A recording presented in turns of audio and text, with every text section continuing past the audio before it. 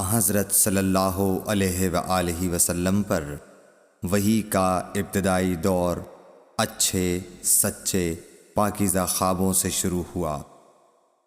آپ خواب میں جو کچھ دیکھتے وہ صبح کی روشنی کی طرح صحیح اور سچا ثابت ہوتا۔ پھر من جانب قدرت آپ تنہائی پسند ہو گئے اور آپ نے غار حرا میں خلوت نشینی اختیار فرمائی اور کئی دن اور رات وہاں مسلسل عبادت اور یاد الہی و ذکر میں مشغول رہنے لگے۔ جب تک گھر آنے کو دل نہ چاہتا توشہ ہمراہ لیے ہوئے وہاں رہتے۔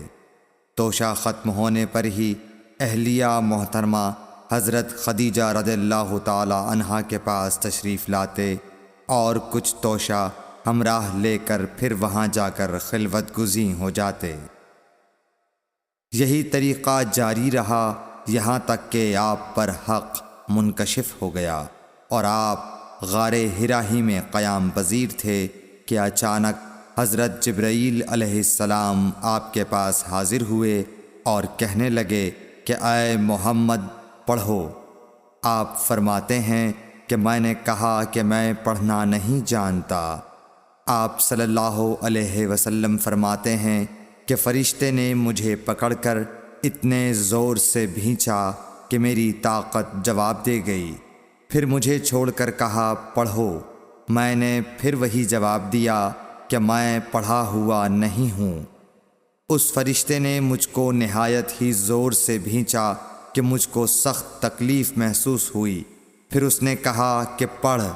میں نے کہا میں پڑھا ہوا نہیں ہوں۔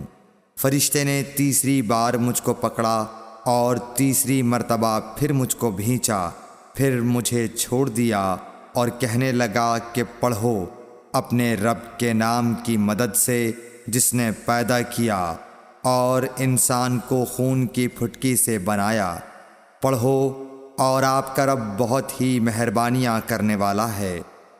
بس یہی آیتیں آپ حضرت جبرائیل علیہ السلام سے سن کر اس حال میں غار حرا سے واپس ہوئے کہ آپ کا دل اس انوکھے واقعے سے کانپ رہا تھا۔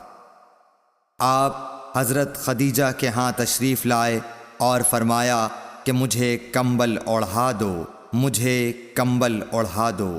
لوگوں نے آپ کو کمبل اوڑھا دیا۔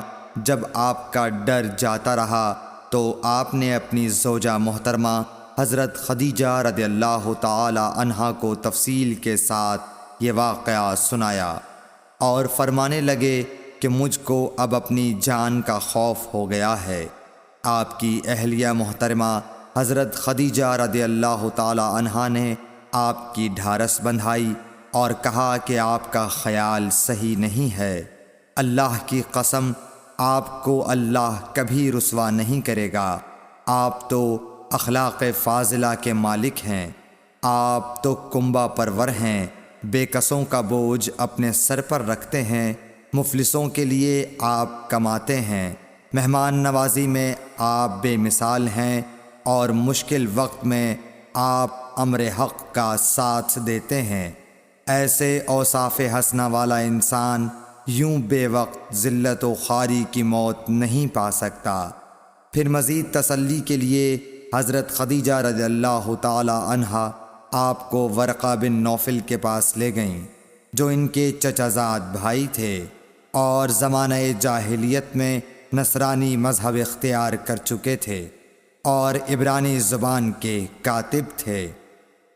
چنانچہ انجیل کو بھی حسب منشائے خداوندی عبرانی زبان میں لکھا کرتے تھے۔ انجیل سریانی زبان میں نازل ہوئی تھی، پھر اس کا ترجمہ عبرانی زبان میں ہوا۔ ورقہ اسی کو لکھتے تھے۔ وہ بہت بوڑھے ہو گئے تھے، یہاں تک کہ ان کی بینائی بھی رخصت ہو چکی تھی۔ حضرت خدیجہ رضی اللہ تعالی عنہا نے ان کے سامنے آپ کے حالات بیان کیے اور کہا کہ اے چچا زاد بھائی، اپنے بھتیجے محمد صلی اللہ علیہ وسلم کی زبانی ذرا ان کی کیفیت سن لیجئے۔ وہ بولے کہ بھتیجے آپ نے جو کچھ دیکھا ہے اس کی تفصیل سناؤ۔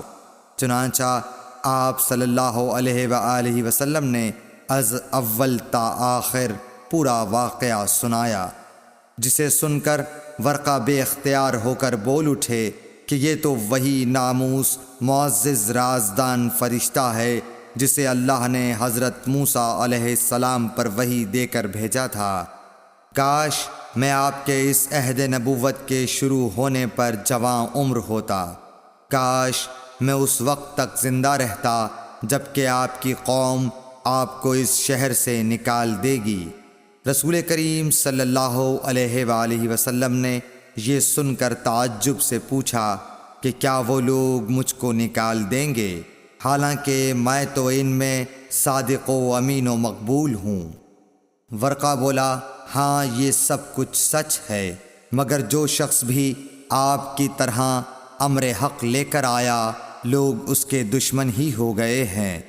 اگر مجھے آپ کی نبوت کا وہ زمانہ مل جائے تو میں آپ کی پوری مدد کروں گا، مگر ورقہ کچھ دنوں کے بعد انتقال کر گئے، پھر کچھ عرصے تک وحی کی آمد موقوف رہی۔